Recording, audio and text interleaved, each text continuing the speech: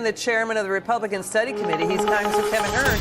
Congressman, it's great to see you. What's your reaction to the speech last night? It was filled with falsehoods and mistakes and gaps.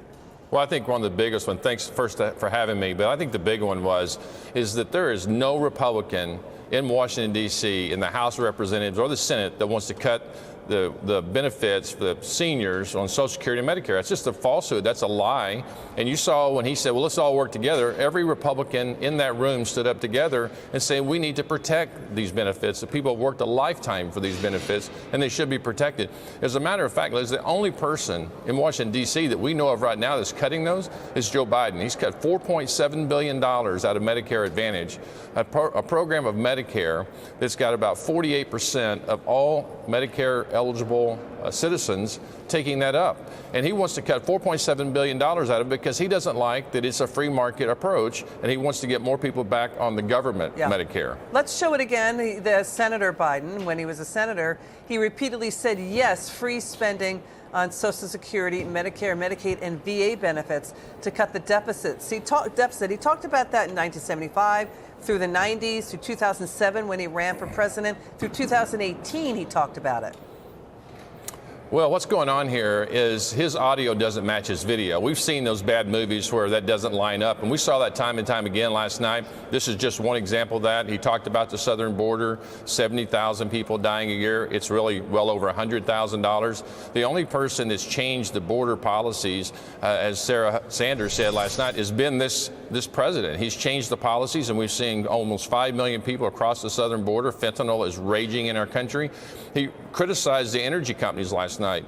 And then when he went off script, he acknowledged the fact that we have to have fossil fuels for at least another 10 years. Yeah, let's talk about that. Let's show he flip-flopped on oil and gas. He's gone after U.S. oil and gas, employs tens of thousands of workers. Watch him flip-flop, go back and forth, and watch Congressman Steve Scalise. Watch this. I said, we're going to need oil for at least another decade, and that's going to exceed and beyond that. We're going to need it. Last year, they made $200 billion in the midst of a global energy crisis. I think it's outrageous. Why?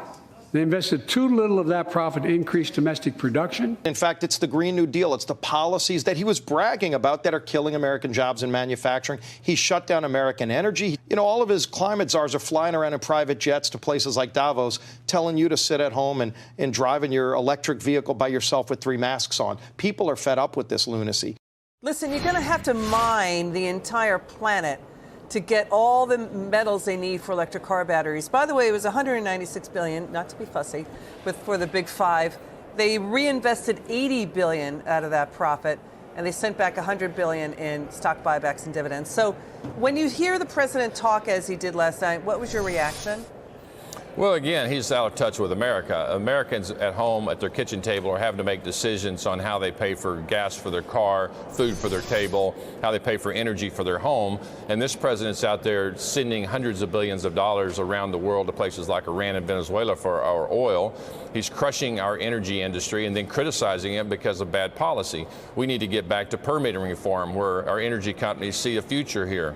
Just because he says it doesn't mean it's going to actually happen. That was not part of his script. So his handlers, his policy people will tell him that he spoke errantly, and which we know where his heart is. He understands this, but his policy folks will not allow him to do it. So he's not a very good leader when he understands that. Also, when you look at the budget side of this, there's been much talk about the debt ceiling. He doesn't want to do anything to curtail the spending. All the while, every economist, Steve Moore and others, have said that this was due to the fact that we had excessive spending under this administration, and he wants to do nothing about it. This is, critics keep saying this is a failed presidency. We're going to stay on the story. Congressman Hern, thanks for joining us tonight. It's good to see you.